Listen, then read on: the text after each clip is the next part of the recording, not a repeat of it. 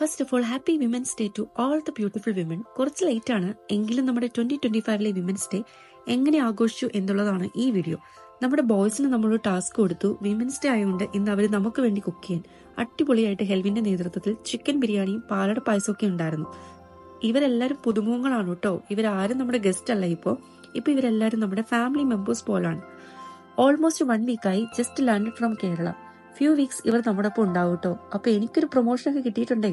ഞാനിപ്പോ ഈ ഒരു 12 അവേഴ്സ് ബിൽഡിംഗ് സ്റ്റുഡൻസിന്റെ ഹോസ്റ്റൽ വാർഡൻ എന്ന റെസ്പോൺസിബിലിറ്റി ഏറ്റെടുത്തിരിക്കുകയാണ്. Anyways it's really a new journey and interesting. അപ്പൊ ഈ വീക്ക് എന്റെ അസിസ്റ്റന്റ് വാർഡൻ നമ്മുടെ ഗ്ലാഡിസ് ആണ് കേട്ടോ. ഈ ഒരു വിമൻസ് ഡേക്ക് കുറച്ചുകൂടി ഭാരിച്ച ഉത്തരവാദിത്തങ്ങളൊക്കെ ഏറ്റെടുത്ത് 2025 കുറച്ചുകൂടി റെസ്പോൺസിബിൾ ഇയറാക്കി മാറ്റണമെന്നാണ്. ഇവരുടെ ജർമ്മൻ ലൈഫിന് നല്ലൊരു തുടക്കം ആരംഭിക്കുവാൻ പറ്റിയൊരു സ്ഥലം നമ്മുടെ കൊളോൺ കത്തീഡ്രൽ ആണ് എന്ന് എനിക്ക് തോന്നി. Wishing you all A very happy and blessed life in Germany. ഇവരുടെ ആദ്യത്തെ എക്സ്പീരിയൻസ് ആയതിനാൽ എല്ലാവരും ഫോട്ടോസും വീഡിയോസും ഒക്കെ എടുത്ത് സ്റ്റോറി ഇടുവും ഫ്രണ്ട്സിനും ഫാമിലിക്കും ഒക്കെ അയച്ചു കൊടുത്തുകൊണ്ടിരിക്കുകയാണ്. എനിക്കറിയില്ല ഈ പള്ളി വരുമ്പോൾ എനിക്കെന്തിനാണ് ഇത്ര എക്സൈറ്റ്മെന്റ് എന്ന്.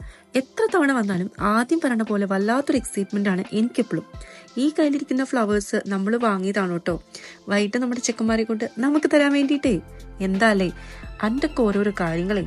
മലപ്പുറം സ്ലാങ് ആണോ എന്നൊരു ഡൗട്ട്. കൂടെ ഇപ്പൊ മലപ്പുറവും തൃശ്ശൂരും എറണാകുളവും കൊല്ലമൊക്കെ അല്ലേ.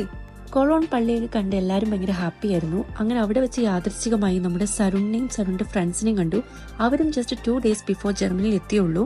അങ്ങനെ കൊളോൺ പര്യടനമൊക്കെ കഴിഞ്ഞ് നമ്മൾ വീട്ടിലെത്തി. നമ്മുടെ പയ്യൻസ് നമുക്ക് പൂക്കളൊക്കെ തന്നു.